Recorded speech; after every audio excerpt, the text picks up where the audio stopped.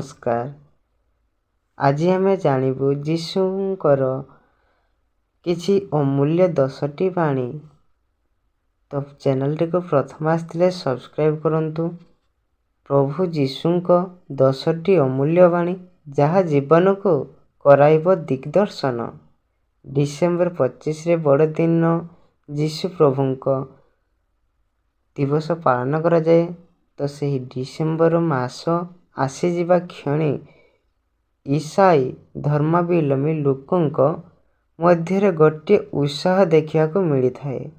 ପ୍ରତ୍ୟେକ ସହରରେ ଚର୍ଚ୍ଚ ଓ ଗିର୍ଜା ଘରଗୁଡ଼ିକୁ ରଙ୍ଗ ବେରଙ୍ଗ ଆଲୋକରେ ସୁସଜ୍ଜିତ କରାଯାଇଥାଏ।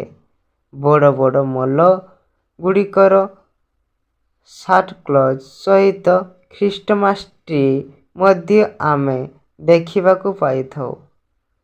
ପ୍ରତିବର୍ଷ ଡିସେମ୍ବର 25 ତାରିଖ ଦିନ ବଡ଼ଦିନ ବା ଖ୍ରୀଷ୍ଟମାସ ପାଳନ କରାଯାଇଥାଏ। ଖ୍ରୀଷ୍ଟ ଧର୍ମର ମୂଳ ମନ୍ତ୍ର ହେଉଛି ଦୟାଭାବ। ପ୍ରଭୁ ଯୀଶୁ ନିଜ ବାଣୀରେ ସର୍ବଦା ଜୀବମାନଙ୍କ ଉପରେ ଦୟାଭାବ ରଖିବା ପାଇଁ କହିଥାନ୍ତି। ଯୀଶୁଙ୍କର 10ଟି ଅମୃତ ବାଣୀ ବାଇବେଲରେ ସର୍ବଦା ଜୀବନ୍ତ ଅଟେ। ପ୍ରଥମେ, ଈଶ୍ୱରଙ୍କ ନିକଟରେ ବିଶ୍ୱାସ ରଖ। ଯୀଶୁ ନିଜ ବାଣୀରେ କହିଛନ୍ତି, ଦୁନିଆରେ ସବୁଠୁ ଊର୍ଦ୍ଧ୍ୱରେ ଭଗବାନ, ତେଣୁ ତାଙ୍କ ଉପରେ ବିଶ୍ୱାସ ରଖ ଏବଂ ତାଙ୍କ ନିକଟରେ ସବୁବେଳେ ମୁଣ୍ଡ ମଧ୍ୟ ନୁଆଁଇ ରଖିବା ଜରୁରୀ ଏବଂ ବିଶ୍ୱାସ କରିବା ଜରୁରୀ। ନମ୍ବର 2, ପ୍ରେମ ଓ କରୁଣା ସହିତ ବଞ୍ଚିବା ଜରୁରୀ। ପ୍ରଭୁ ଯୀଶୁଖ୍ରୀଷ୍ଟ କହିଛନ୍ତି, ବ୍ୟକ୍ତି ଏହି ଜୀବଜଗତର ପ୍ରତ୍ୟେକ ଜିନିଷକୁ ଭଲ ପାଇବା ଆବଶ୍ୟକ ଏବଂ ଜୀବଙ୍କୁ ଦୟା କରିବା ଉଚିତ। ନମ୍ବର 3, ସତ୍ୟକୁ ମହତ୍ତ୍ୱ ଦିଅ।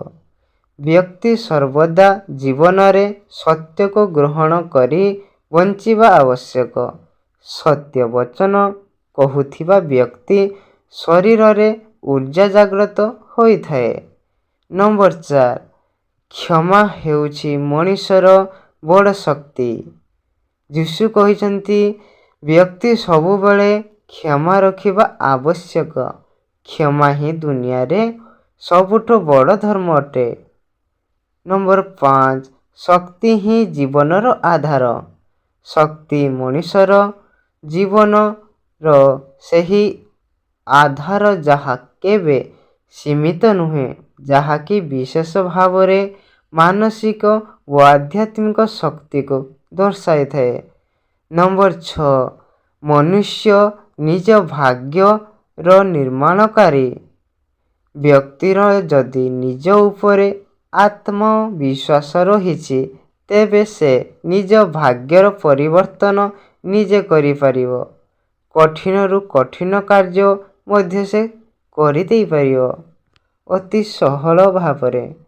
ନମ୍ବର 7, ସଫଳତା ହେଉଛି ସଫଳତାର ପ୍ରଥମ ଶାଢ଼ୀ।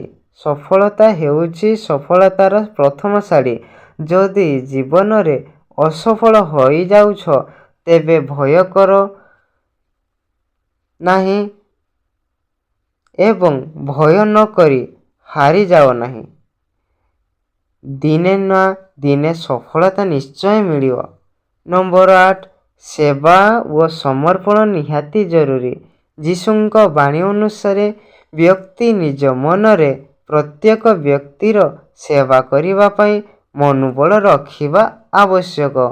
ନମ୍ବର 9, ସମସ୍ତ ଧର୍ମର ଆଦର କର। ଧର୍ମର ମୁଖ୍ୟ ଉଦ୍ଦେଶ୍ୟ ଆତ୍ମାକୁ ଜାଗୃତ କରିବା ଏବଂ ନିଜ ମଧ୍ୟରେ ସ୍ନେହ ଆଦର ରଖି ଅନ୍ୟ ଧର୍ମକୁ ସମ୍ମାନ କରିବା। ନମ୍ବର 10, ଯାହାକି ଶେଷ, ନିଜକୁ ଦୁର୍ବଳ ଭାବ ନାହିଁ। ବ୍ୟକ୍ତି ନିଜ ଶକ୍ତିକୁ ଚିହ୍ନି ସଠିକ୍ କାର୍ଯ୍ୟ କରିବା ଆବଶ୍ୟକ ଏବଂ ପ୍ରତ୍ୟେକ ପରିସ୍ଥିତିକୁ ମୁକାବିଲା ମଧ୍ୟ କରିବା ଜରୁରୀ। ଯାହା ମଣିଷ ଜୀବନର କର୍ତ୍ତବ୍ୟ ଅଟେ। ଏହି 10ଟି ଯୀଶୁଙ୍କ ବାଣୀ ମନେ ରଖିଲେ ଭଲ ହେବ। ତ ଆଜି ପାଇଁ ଏତିକ। ଧନ୍ୟବାଦ। ଲାଇକ୍ ଗୋଟିଏ କରିଦିଅନ୍ତୁ।